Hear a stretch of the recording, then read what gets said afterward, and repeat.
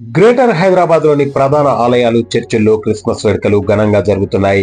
Grand Christmas, mega Christmas, semi Christmas పేరుతో నిర్వహిస్తున్న వేడుకలు చిన్న పెద్ద అందరినీ అలరిస్తున్నాయి. హైదరాబాద్ కూకట్పల్లిలోని భాగ్యనగర్ సెంట్రల్ చర్చిలో 10 రోజుల పాటు క్రిస్మస్ వేడుకలు నిర్వహిస్తున్నారు. బీసీసీసీ ఫెస్ట్ 2024 పేరుతో జరుగుతున్న ఉత్సవాలు ప్రముఖ దైవజనులు రెవరెండ్ జి. డేవిడ్ ప్రశాంత్ పాల్గొని పండుగ సందేశాన్ని అందించారు. బీసీసీ మినిస్ట్రీస్ అధ్యక్షులు, సీనియర్ సంఘ కాపరి డాక్టర్ విపత్ అధ్యక్షతన ఈ వేడుకలు నిర్వహించారు. కాగా ఆత్మీయ తల్లి శ్రీమతి నిర్మలా సాంబాబు, జాలీ సాం, జిన్ని సాం వేడుకల సమన్వయ పర్యవేక్షణ బాధ్యతలు నిర్వహించారు. అందాల తార ఆర్దించే నాకై అంబ్ర వీధులు, శ్రీ యేసుండు జన్మించే రేయిలో ఓ సద్భక్తులారా, లోకరక్షకుండు వంటి సుమధుర భక్తి గీతాలు క్రిస్మస్ వేడుకలకు మరింత ఆధ్యాత్మిక వాతావరణాన్ని అందించాయి. బీసీసీ క్వయర్ బృందం సభ్యులు శ్రీమతి జ్యోతిరావు, పాలిన్ ఎడిత్, మేరీ కంబం, శాలిని, మౌనిక, నిఖిత తదితరులు ఆలపించిన ఆ పాత మధురాలు భక్తులను అలరించాయి. స్థానిక దైవజనులు పాస్టర్ నందా, ఇజ్రాయెల్, జాకబ్ రాజుతో పాటు Hyderabad baptist church pastor Salman Raju ముఖ్య అతిథులుగా పాల్గొన్నారు. అది one part of the great commission item. ఇంకా రెండో పార్ట్లో ఒకటి ఉంది గ్రేట్ కమిషన్ అన్నమాట. అది మత్తయి సువార్త 28వ అధ్యాయము 20 వచనం రాసింది. అది తప్పకుండా అది వెళ్ళి అందరినీ శిష్యులుగా చేయాలి. వారిని యేసుక్రీస్తు నామములో బాప్తిస్మం తండ్రి పరిశుద్ధాత్మ నామములో మీరు ఆశీర్వదింపబడును. నా ప్రభువు తల్లి నా యుద్ధకు వచ్చుట నాకు ఎలా ప్రార్థించను. ఇదిగో నీ శుభవచనము నా చెలింపడగానే నా గర్భంలోని శిశువు ఆనందంతో గంతులు వేశాను. ప్రభువు ఆమెకు తెలియజేయించి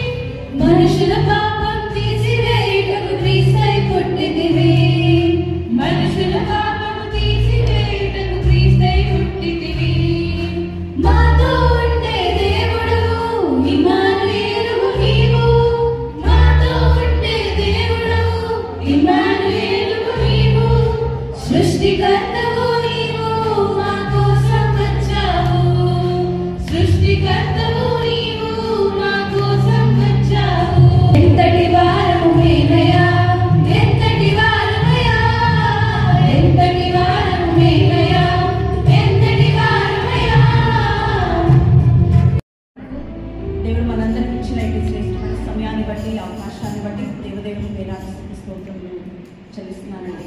శుభ సందర్భంలో మనందరికీ మరి ఎంతో ఇష్టమైన పాట పాడాలి. మరి ఆరాధనలో వెళ్ళిపోదామండి.